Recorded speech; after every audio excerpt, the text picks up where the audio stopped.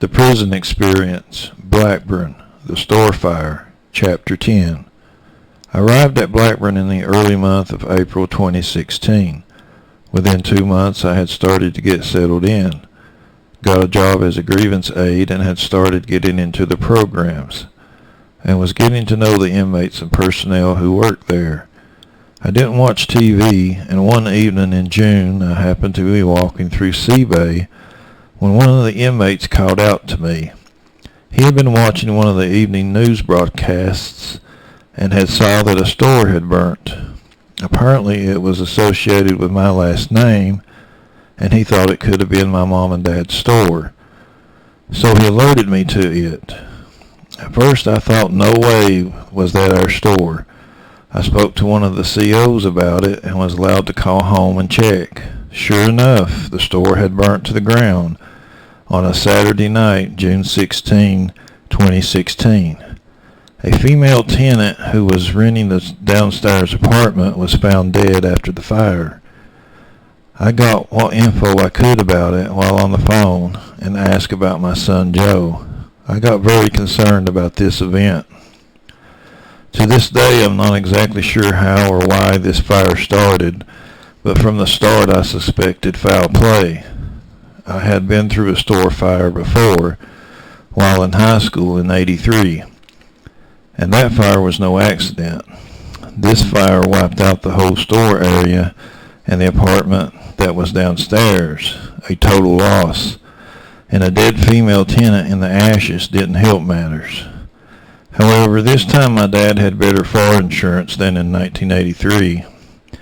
The 1983 fire caused a major financial problem. Roger, my dad, didn't have a lot of coverage then, and it took many years to get the business back on its feet. I wrote letters to Roger asking about what had happened, and he told me what he could. I got the feeling that this fire had shaken him up a lot. He had been in business for about 50 years. I had worked on and off in the store ever since I was a small kid and did what I could to help out. There wasn't a lot I could do about it since I was doing a prison term. I continued to write letters and get as much info about it as I could. I worried about how it would affect my son. The store was in time supposed to be handed down to me, was my understanding I had about it. So now it was gone. I became really frustrated about it because I don't think it would have burnt if I hadn't been in prison. I always kept my eyes out for trouble around the store over the years. The local area isn't exactly Happy Valley, where everyone respects each other's property. There were some real problems in the neighborhood, and I knew to be careful and keep watch on anything we had. Two things made me suspicious. The fire happened on a Saturday night. Mom and Dad go to church every Sunday morning. Sunday was the only day that the store was closed. And later I learned that the auto insurance company had just made a payment to the party who was involved in the auto accident. A payment was made about 1 week before the store fire happened. I thought it could be a form of retaliation, and I stayed concerned about the safety of my house during this period of time. I was not upset over the insurance company paying off the other party. However, I have every right to be upset over never getting any compensation for the injuries I suffered. There was no attempt made to pay me anything, and they had certainly pushed hard with their charges against me. Some people are only concerned with money. The truth isn't important to them. They practice a judo law, as they call it. I'm a big fan of Bruce Lee myself. Enter the Dragon is one of my favorite movies. Anyway, the store was gone, and I had a lengthy prison sentence to get through.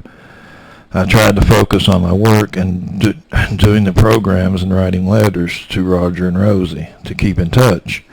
The store fire was a setback, but I didn't really lose a lot of my equipment, a few spare items. I knew better than to keep my equipment in the store from previous break-ins and things in the past. It was difficult not being able to do very much about what was going on in the outside world. In some ways my world was falling apart. I didn't like it and still don't. But I had to focus on getting through the prison system as fast as I could. I thought I would make pro if I worked hard and didn't get into any trouble, so for a while that's what I focused on. I started the MRT program, which has some good things in it. Working toward goals is one of the things I think is most important. The program lasted for 6 months, one class per week. During this 6 months period of time, my hair started growing back to its long length, and the Aussie syndrome started up again. Inmates had started calling me Aussie again, and I didn't complain. I got along with most inmates just fine. I spent a lot of spare time walking the yard to get exercise while listening to the radio. There were about 2 radio shows of the morning that I listened to, Classic Rock and Z-Rock 103. I listened to them every morning before going to work. It helped pass the time and was informative in some ways. I also listened to WQ after their morning show went off the air. Anytime I wasn't working, you would normally see me with earphones plugged in, walking the yard or lying in my bunk. It helped keep me sane in a world that didn't always make a lot of sense. Music was and still is important to me. After I got used to Blackburn, I started writing and working on songs when I had some spare time and a quiet place to write. Over the time I was at Blackburn, I wrote many songs and kept them to myself. They became a form of therapy for me and was something I could look forward to later on.